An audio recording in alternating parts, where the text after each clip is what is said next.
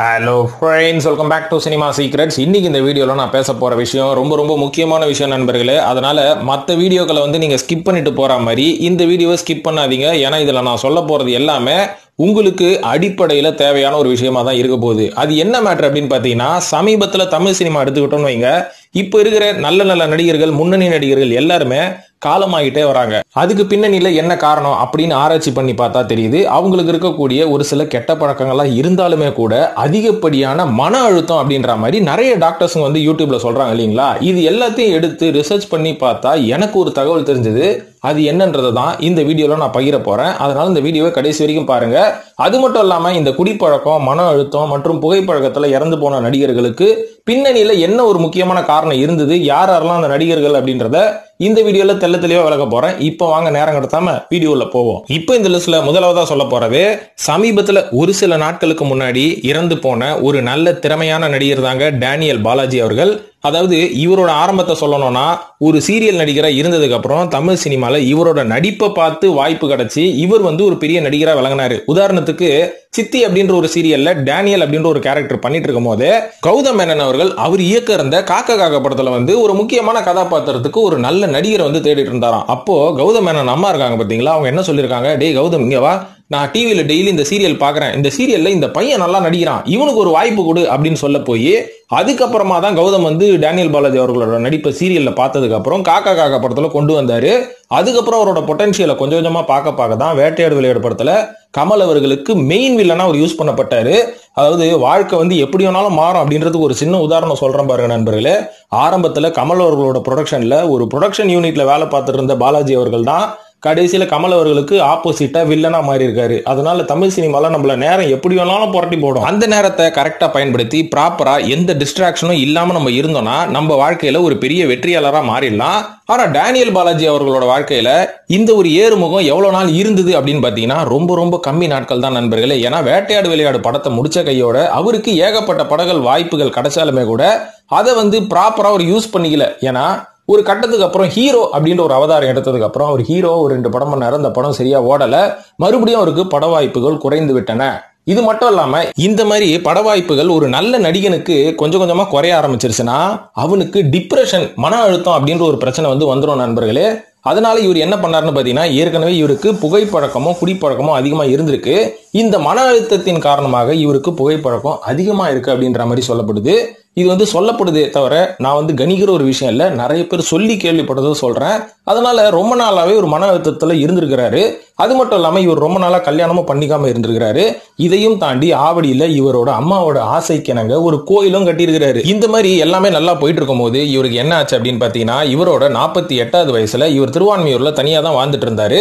அப்போ திடீர்னு எதிர்பாராத விதமா இவருக்கு கார்டியாக் அரெஸ்ட் வந்திருக்கு, ஒரு செஸ்ட் பெயின் வந்திருக்கு. அதனால லோக்கல்ல கொட்டிவாக்கத்துல இருக்கிற ஒரு ஹாஸ்பிட்டல்ல இவர் அட்மிட் பண்ணிருக்காங்க. ஆனா சிகிச்சை பலனின்றி டேனியல் பாலாஜி அவர்கள் அவரோட 48வது வயசுல இறந்துட்டார் அப்படின்றது தான் ரொம்ப சோகமான ஒரு விஷயமே. அவருக்கு வந்த பிரச்சனை மயோகார்டியல் இன்ஃப்ராக்ஷன் அப்படின்றாங்க. அதாவது ஹார்ட்டுக்கு போற இந்த பிளட் வால்வ் இருக்கு பாத்தீங்களா, இதுல ஒரு பிளாக்கேஜ் ஏற்பட்டா இந்த மாதிரி பிரச்சனை வரும்ன்றாங்க. இதுக்கு முக்கியமான காரணம் சிகரெட்டு மற்றும் குடிப்பழக்கமா இருந்தாலும் அதிகப்படியான மன அழுத்தம் வந்தா மட்டும்தான் இந்த மாதிரி பிரச்சனை வரும் அப்படின்ற மாதிரி சொல்லப்படுது. சோ சிகரெட் பழக்கத்தினால ஏகப்பட்ட நடிகர்கள் மற்றும் ஏகப்பட்ட இயக்குனர்கள், ஏங்க பொதுமக்களே நிறைய பேர் இறந்திருக்காங்க. இவ்வளவு ஏங்க வெற்றிமாறன், இவரோட நெருங்கிய நண்பர் வெற்றிமாறன் இன்னைக்கு சிகரெட் பழக்கத்தை விட்டனாலதான் அவர் ரொம்ப நல்லா இருக்காரு அப்படின்றத பல பேட்டிகள்ல சொல்றாரு. அவரோட கதை என்ன அப்படின்னு பாத்தீங்கன்னா, கிட்டத்தட்ட இவர் ஒரு உதவி இயக்குனராக இருந்த காலகட்டத்தில இருந்து சிகரெட் பழக்கம் இவருக்கு ரொம்ப அதிகமா இருக்குமா. அதாவது கிட்டத்தட்ட ஒரு நாளைக்கு ஒரு 10 பேக்கெட் சிகரெட் பிடிக்கிற அளவுக்கு ஒரு பழக்கம் இருந்திருக்குது. பொல்லாதவன் படத்தை இவர் டைரக்ட் பண்ணும்போது பாத்தீங்கன்னா, இவரோட கிரியேட்டிவிட்டியில இவர் நினைச்ச நிறைய விஷயங்களை இவரால் ஆன் த ஸ்பாட்ல பண்ண முடியல. ஏன்னா இவர் சிகரெட் பிடிச்சிக்கிட்டே இருப்பாராம். அதனால இவருக்கு லேக் ஆஃப் எனர்ஜி வந்தனால நான் நினைக்கிற நிறைய சீனை நான் எடுக்கவே முடியாதுங்க, ஏன்னா எனக்கு எனர்ஜியே இருக்காது, எழுந்து போய் நடந்து இந்த மாதிரி பண்ணுங்க அப்படின்றதெல்லாம் சொல்றதை விட்டுட்டு இது போதும் அப்படின்ற மாதிரி தான் நான் பொல்லாதவன் படத்துல நான் நிறைய விஷயங்களை நான் டைரக்ட் பண்ணிட்டு இருந்தேன். அதுக்கப்புறம் ஒரு காலகட்டத்துக்கு அப்புறம் தான் எனக்கு தெரிய வந்தது, இந்த புகைப்பழக்கம் பிடிக்கிறனால தான் எனக்கு எனர்ஜி ரொம்ப கம்மியாகுதுன்னு. அப்போத்துல இருந்தே நான் கொஞ்சம் கொஞ்சமா கம்மி பண்ண ஆரம்பிச்சேன். இதோட விளைவு ஆடு களம் படம், அதுக்கப்புறம் அதுக்கு அடுத்ததான் நான் எடுத்த அசூரன் படத்துல எல்லாம் எனக்கு எனர்ஜி லெவல் வேற லெவல்ல இருந்தது. இது மட்டும் இல்லாம இதுக்கு நடுவுல நான் வாரணமாயிரம்னு ஒரு படம் பார்த்தேன். இந்த படத்துல சூர்யா அவர்களுக்கு புகைப்பழக்கத்தினால அவர் எவ்வளவு கஷ்டப்படுறாருன்னு கடைசி இதோட நிறுத்திடுவோன்னு இந்த சிகரெட்டுக்கு முழுக்க போடுறதுக்கு அப்புறம் தான் என் எனர்ஜியை நான் திருப்பி ரீகெயின் பண்ண அப்படின்றாரு. இதனால இந்த புகைப்பழக்கம் அப்படின்றது உங்களுக்குள்ள இருக்கிற வரைக்கும் உங்களுக்கு தெரியவே தெரியாது உங்க உடம்புல வந்து எவ்வளவு பாதிப்பு நடக்குது அப்படின்றது. இந்த பாதிப்பு ஒரு காலகட்டத்தில் உங்களுக்கு டிப்ரெஷனா, அதாவது மன அழுத்தமா மாறும் போதுதான் உங்க உடம்புல ஏகப்பட்ட பிரச்சனைகள் வரும். அதுக்கப்புறம் அதுக்கான தீர்வு வந்து நீங்க அந்த புகைப்பழக்கத்தை விட்டாதான் வந்து ரிவர்ஸ் ஆகுமே தவிர, இந்த மன அழுத்தத்தை மீறதுக்கு நீங்க மறுபடியும் புகைப்பழக்கத்தை அதிகப்படுத்தினீங்கன்னா உங்களுக்கு இருக்கிற பிரச்சனை டபுள் ஆகும் அப்படின்றது தான் பல டாக்டர்கள் வந்து சொல்றாங்க. இது மட்டும் இல்லாம இந்த டிப்ரெஷன் வந்து உங்களோட ஹார்ட்டை நேரடியா வந்து அட்டாக் பண்ணாது அப்படின்றாங்க நண்பர்களே. முதல்ல உங்களோட மூளை தான் பாதிக்குமா. உங்க மூளை பாதிக்கப்பட்டதுக்கு அப்புறம் உங்க உடம்புல இருக்கிற எல்லா உறுப்புகளும் செயலிழக்கப்படும் அப்படின்ற மாதிரி சொல்றாங்க. இந்த மாதிரி ஒரு பிரச்சனை தான் இங்க வந்திருக்குது. இப்போ இதுல ஒரு டிஸ்க்ளைமரும் நான் வச்சிடறேன். இது எல்லாமே என்னோட கற்பனை கதை கிடையாது. ஏகப்பட்ட டாக்டர்ஸ்களோட இன்டர்வியூஸ் மற்றும் ஆர்டிகளை படிச்சதுக்கு அப்புறம் தான் நான் ஒரு புரிதலுக்கு வந்து உங்களுக்கும் சொல்லணும்னு நினைச்சேன். அதனாலதான் இப்ப சொல்லிட்டு இருக்கிறேன். இப்ப இரண்டாவதா சொல்ல போற நடிகர் யாருன்னு பாத்தீங்கன்னா, ஒரு நல்ல இதயம் கொண்ட ஒரு நடிகருங்க. ரொம்ப நல்ல மனுஷன். சினிமாவையும் தாண்டி இப்பேற்பட்ட ஒரு நல்ல மனுஷன் இருப்பானா அப்படின்றதுக்கு உதாரணமா வாழ்ந்தவர் தான் கன்னட நடிகரான புனித் ராஜ்குமார் அவர்கள். இப்ப இவரோட பேர் சொன்னோம்னா உங்களுக்கு டவுட் வந்துடும். ஏன்பா இவருக்கு சிகரெட் பழக்கம் கிடையாது, குடிப்பழக்கமும் இருக்கிறதா வந்து நம்ம கேள்விப்பட்டது கிடையாது, நல்ல எக்ஸசைஸ் பண்றாரு, நல்லா சாப்பிடுறாரு, ஆனா இவருக்கு ஏன் கார்டியாக் அரெஸ்ட் வந்து இவர் ஏன் இறந்து போனார் அப்படின்னு கேட்டீங்கன்னா கரெக்டான கொஸ்டின் தான். இதுக்கான பதில தான் இப்ப நான் இந்த வீடியோல சொல்ல போறேன். அதுக்கு முன்னாடி இவருக்கு என்ன நடந்தது அப்படின்றத நான் சொல்றேன். அதாவது ஒர்க் அவுட் பண்ணிட்டு வீட்டுக்கு வந்ததுக்கு அப்புறம் காலையில மனுஷன் வந்து ரொம்ப டயர்டா இருந்திருக்காருங்க. அது மட்டும் இல்லாம ரொம்ப ஒரு வேர்த்து கொட்டி இருக்கு. இதனால சம்திங் ராங் நம்ம உடம்புல அப்படின்றதுனால உடனே அவரோட ஃபேமிலி டாக்டரை பாக்குறதுக்கு அவரோட கார் எடுத்துட்டு அவரோட மனைவியை கூட்டிக்கிட்டு அவர் போயிருக்கிறாரு. வீட்டை விட்டு கிளம்பும் போதே வாட்ச்மேன் கிட்ட நான் ஒரு 1 ஹவர்ல திரும்பி வந்துருவேன் அப்படின்னு சொல்லிட்டு தான் கிளம்பி இருக்கிறாரு நம்பிக்கையா. இந்த மாதிரி மனுஷன் டாக்டரை போய் பார்த்தோன்னே டாக்டர் வந்து ஃபர்ஸ்ட் இவருக்கு பிரஷர் செக் பண்ணிருக்காங்க. பிளட் பிரஷர் செக் பண்ணா எல்லாம் நார்மல். அதுக்கப்புறமா பாத்தீங்கன்னா இவருக்கு அந்த வேர்வை வந்து கொட்டிக்கிட்டே இருந்திருக்குதான், நிக்கவே இல்லையா. சரி என்ன இவருக்கு வேர்வை கொட்டிக்கிட்டே இருக்கு, நீங்க எப்படி ஃபீல் பண்றீங்கன்னா நான் ரொம்ப டயர்டா ஃபீல் பண்றேங்க, இது வரைக்கும் ஒர்க் அவுட் பண்ணிட்டு வந்து இந்த அளவுக்கு நான் டயர்டா ஃபீல் பண்ணதில்லை அப்படின்னு சொல்லியிருக்காரு. அதுக்கப்புறம் இசிஜி எடுத்து பார்த்தோம்னா தான் இசிஜியில் நிறைய முரண்பாடான ரிப்போர்ட்ஸ் வந்திருக்குது. உடனே அந்த டாக்டர் என்ன சொல்லியிருக்காரு, நீங்க பெரிய ஹாஸ்பிட்டல்ல போய் உடனே அட்மிட் ஆகுங்க, உங்களுக்கு இசிஜியில் சம் பிரச்சனை இருக்கு அப்படின்னு சொன்னதுக்கு புனித் என்ன சொல்லியிருக்காரு, நான் ஆம்புலன்ஸ்ல எல்லாம் போக விரும்பல, அதுக்கு பதிலாக என்னோட கார்லயே நான் போறேன் அப்படின்ற மாதிரி அவரோட கார்ல ஏறி அவரோட மனைவியில படுத்த மாதிரி போயிருக்கிறாரு. ஆனா போற வழியிலே புனித் அவர்களோட உயிர் பிரிந்து விட்டது அப்படின்றதுதான் ரொம்ப சோகமான வருத்தமான ஒரு விஷயமே நண்பர்களே. சரி இவரோட மரணத்துக்கு பின்னாடி என்ன இருக்கு, ஏன்னா ஆல்ரெடி நான் சொன்ன மாதிரி சிகரெட் பழக்கம் கிடையாது, குடிப்பழக்கம் கிடையாது, நல்ல எக்ஸசைஸ் பாடி தானே அப்படின்னு கேட்டா ஒரு சில டாக்டர்ஸ் என்ன சொல்றாங்கன்னு பாத்தீங்கன்னா, அதிகப்படியான உடற்பயிற்சியும் உங்களோட உடம்புக்கு ஒரு பெரிய ஸ்ட்ரெஸ்ஸை கொடுக்கும் அப்படின்ற மாதிரி சொல்றாங்க. ஏன்னா உங்களோட மசில்ன்றது வந்து ஒரு ரப்பர் மாதிரிங்க. இதை வந்து நீங்க மேல மேல நீங்க ஹார்டா ஆக்கணும் அப்படின்னு நினைச்சீங்கனாலே உங்களோட உடம்புல ஏகப்பட்ட பாதிப்புகள் வரும். அதனால அந்த வேலையை கூட நீங்க எதையுமே வந்து ஓவர்லோட் பண்ணாதீங்க அப்படின்ற மாதிரி சொல்றாங்க. இதையும் தாண்டி கண்டிப்பா இவருக்கு மன அழுத்தமும் இருக்கும் அப்படின்ற மாதிரி சொல்றாங்க. ஏன்னா எவ்வளவு பெரிய ஸ்டாரா இருந்தாலும் அவருக்கு இருக்கிற காம்படிஷனுக்கு அவரோட ஸ்டேட்டஸையும் அவரோட பொசிஷனையும் அவர் தக்க வச்சுக்கிறதுக்கு அவர் ரொம்ப ரொம்ப ஹார்ட் ஒர்க் பண்ணி தானே ஆகணும். ஏன்னா இப்போ ஒரு நடிகர் எடுத்துக்கிட்டீங்கன்னா 6 மாச காலம் நல்ல ரெஸ்ட்ல இருப்பாங்க நண்பர்களே. அதுக்கப்புறம் அவங்களுக்கு ஷூட்டிங்னு வந்தோடனே அந்த 3 மாச காலத்துல அவங்களோட உடம்ப அவங்க அதிகப்படியா ஸ்ட்ரெஸ் பண்ணிப்பாங்க. கண்டினியூஸா ஷூட்டு, தூக்கமே இருக்காது, நல்ல ஒர்க் அவுட்டு, சாப்பாடு கூட சரியா சாப்பிட முடியாது. இந்த அளவுக்கு அவங்களோட உடம்புக்கு அதிகப்படியான பிரஷர் கொடுக்கறதுனாலையும் கூட அவங்களுக்கு மன அழுத்தம் ஏற்பட்டு இந்த மாதிரியான பிரச்சனைகள் வரதுக்கான வாய்ப்பு இருக்குன்றாங்க. ஸோ நடிகர் வாழ்க்கையை நம்ம நினைக்கிற மாதிரி ஈஸி இல்லை. இதனாலதான் புனித் ராஜ்குமார் அவர்கள் இறந்ததுக்கு மன அழுத்தம் கூட ஒரு காரணமாக இருக்கலாம் அப்படின்றாங்க. பாவங்க 46 வயசுல இறந்துட்டாருங்க அவரு. மூன்றாவதா சொல்ல போற நடிகர் சமீபத்துல எல்லாரையுமே வந்து அதிர்ச்சி கடலில் உள்ளாக்கிய நடிகர் சேஷு ஐயங்கார் அவர்கள். அதாவது சேஷு ஐயங்கார்னு சொல்லும் போது ஐயங்கார்னு ஏன் நீ குறிப்பிடுற அப்படின்னு கேட்டீங்கன்னா அதுக்கு பின்னாடி ஒரு இன்ட்ரெஸ்டிங்கான கதை இருக்கு. என்னன்னு பாத்தீங்கன்னா, இன்னைக்கு தமிழ் சினிமால நாங்க என்ன ஜாதியில இருந்து வந்தோம், நாங்க எந்த கம்யூனிட்டியில இருந்து வந்தோம் அப்படின்றத மறைச்சு நிறைய நடிகர்கள் வந்து பொதுவா தன்னை காமிச்சிக்கிறாங்க. ஆனா ஆஃப் ஸ்கிரீன்ல வந்து அவங்க பண்ற அழிச்சாட்டியங்கள்லாம் ரொம்ப ஓவரு. ஆனா சேஷுவை பொறுத்த வரைக்கும் நான் இந்த கேஸ்டை சேர்ந்தவங்க தாங்க, இதை நான் மறைச்சு நான் வெளில வந்து பேசுறதுக்கு எந்த ஒரு விஷயமும் கிடையாது, எந்த ஒரு பெரிய தடைகளும் எனக்கு இருக்கிற தயக்கமும் கிடையாது. அதனால நான் ஷூட்டிங் வீட்டுல இருந்து நான் கிளம்பும் போது எந்த ஷூட்டிங் போனாலும் நான் பெருசா நாம விட்டுட்டு தான் வருவேன். அதாவது என்னோட ஐடென்டிட்டியை காமிக்கிறதுக்கு எனக்கு எந்த கூச்சமோ ஆட்சேபனையும் இல்லை அப்படின்ற மாதிரி ஒரு நேர்மையான மனுஷன் தான் சேஷு ஐயங்கார் அவர்கள். அதாவது இவருக்கு என்ன ஆச்சு அப்படின்றத சொல்றேன். அதாவது ஒரு மணிக்கு இவருக்கு செஸ்ட் பெயின் வந்திருக்கு. அதனால பக்கத்துல இருக்கிற ஹாஸ்பிட்டலுக்கு இவரோட பையன் கூட்டிட்டு போய் அட்மிட் பண்ணிருக்காரு. அப்போ அங்க செக் பண்ண டாக்டர்ஸ் என்ன சொல்லிருக்காங்கன்னா, இவருக்கு ஹார்ட்ல 3 பிளாக் இருக்கு, அதுக்கான ட்ரீட்மெண்ட்டை நம்ம கொடுக்கணும் அப்படின்னு இருக்காங்க. அதுக்கு என்ன பண்ணணும் அப்படின்னும் போது ஆன்ஜியோ பண்ணணும்னு சொல்லியிருக்காங்க. அதுக்கப்புறம் இவங்க ஆன்ஜியோக்கு ஓகே சொன்னதுக்கு அப்புறம் ஃபர்தரா இவரோட ஹெல்த் செக்அப் கொஞ்சம் பண்ண போனாதான் தெரியுதான் இவருக்கு லிவர்ல வாட்டர் ரிட்டென்ஷன் இருக்கு, அது மட்டும் இல்லாம கிட்னில ஏதோ ப்ராப்ளம் இருக்கு. இது கண்டினியூஸா போய் செக் பண்ண இவரோட பிரெயின்ல பிளட் கிளாட்டும் ஆகிருக்குதுங்க. இதனால ஒரு வார காலம் இவர் ஹாஸ்பிட்டல் வச்சு ட்ரீட்மெண்ட் பண்ணிருக்காங்க. அதுக்கப்புறம் வென்டிலேட்டரோட உதவி மூலமா தான் இவர் உயிரோட இருக்க முடியும் அப்படின்ற மாதிரி வென்டிலேட்டர் வச்சு தான் இவருக்கு வீட்டுக்கு அமைச்சிருக்காங்க. அதுக்கப்புறம் அந்த வென்டிலேட்டரோட உதவி இல்லாதப்போ இவர் இறந்துட்டார் அப்படின்ற மாதிரி தான் சொல்லப்படுது. ரொம்ப ரொம்ப நல்ல மனுஷன், நேர்மையான மனுஷன். அவரோட ஏரியால இருக்கிற அத்தனை பேருக்கு இவர் உதவி பண்ணியிருக்காரு. நிறைய பேருக்கு கல்யாணம் பண்ணி வச்சிருக்காரு. இவரால் முடிஞ்ச அளவுக்கு இவர் வந்து நிறைய புடவைகள், நிறைய உணவு திட்டங்கள், கொரோனா காலத்துலலாம் வந்து நிறைய ஹெல்ப் பண்ணாருங்களாங்க. இருந்தாலும் என்ன பண்றதுங்க, காலம் வந்து விட்டது. நம்ம போய் சேரணும், நேரம் வந்தா போய் தானே சேரணும். ஆனா இவர் போனதுக்கு முக்கியமான காரணமே என்ன அப்படின்னு பாத்தீங்கன்னா, இவருக்கும் மன அழுத்தம் இருந்திருக்குது. ஏன்னா ஆரம்பத்துல இருந்து இத்தனை வருஷம் போராடுறோம், சினிமால வந்து ஒரு பெரிய லெவல் போக முடியலையே அப்படின்ற ஒரு ஏக்கம் உள்ளுக்குள்ள இருக்கும். ஆனா வெளியில காமிச்சிக்கவே மாட்டாங்க. இது மட்டும் இல்லாம இவருக்கு அதிகப்படியான புகைப்பழக்கமும் இருந்திருக்கு. ஆனா சினிமா சரௌண்டிங்ல இவர் யார் முன்னாடியும் சிகரெட் பிடிக்க மாட்டாரு, தனிப்பட்ட முறையில தான் பிடிப்பாராம். அது நிறைய பேருக்கு தெரியாமே போயிடுச்சு. சோ அந்த ஒரு விஷயத்தையும் இவர் கண்ட்ரோல் பண்ணிக்கல அப்படின்ற மாதிரி சொல்லப்படுது. அது மட்டும் இல்லாம இவர் பேசிக்கலி ஒரு எமோஷனல் கேரக்டருங்களாங்க. டக்குன்னு ஏதாவது எமோஷனலா நம்ம சொல்லிட்டோம்னா உடனே அழுதுருவார். அந்த மாதிரியான ஒரு எமோஷனலான கேரக்டர். இவரோட தந்தை மேல இவருக்கு அபரிவிதமான பாசம் இருந்திருக்குது. அவரோட தந்தையோட மறைவுக்கு பிறகு இவர் ரொம்ப டிப்ரெஷன்ல போயிட்டாரு. இது கூட ஒரு காரணமா இருக்கலாம் அப்படின்ற மாதிரி சொல்றாங்க.